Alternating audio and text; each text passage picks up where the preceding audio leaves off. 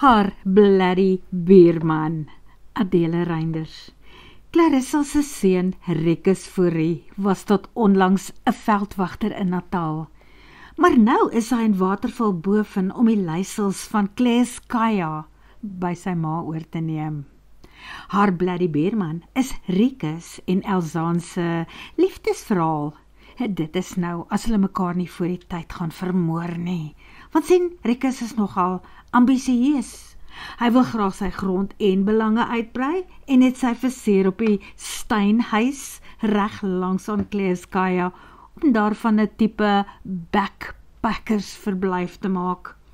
Maar ongelukkig word sy vlekkies geknip nog voordat hy behoorlik kan begin vlieg, want dit is toevallig presies dieselfde huis waarop Elzaan Weppener haar hart ook gesit het om 'n kunstretreat en arbeidsterapie praktyk in oop te maak. As Elzaan eers haar hart op iets gesit het, word sy nie sommer van stryk gebring nie. Wat Rikus natuurlik glad nie weet nie, is dat sy die huis alreeds gekoop het, so van die internet af, sonder om dit eers te gaan besigtig. Sy weet mos wat sy wil hê, man. Haar tweelingbroer dink sy is stapelgek, mal in haar kop en haar hele familie en hulle vriendekring glo en wag dat dit moet lei tot haar ondergang. Daarom moet sy dit net maak werk, kom hel of hoge water. Maar die twee van hulle gaan koppe stamp.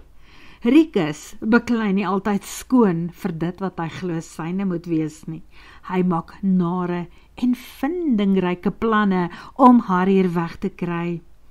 Volg die skakel as jy na wil luister om soms lekker te lag vir die twee se manewales.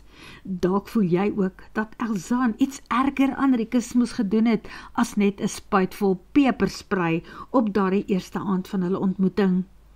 Maar volg die skakel wat nou op die skerm verskyn om die vol audioboek of podcast te luister. WhatsApp die naam haar bloody buurman na 066 586 5787 as jy dalk die skakel op jou foon wil kry om dit sommer daar te luister.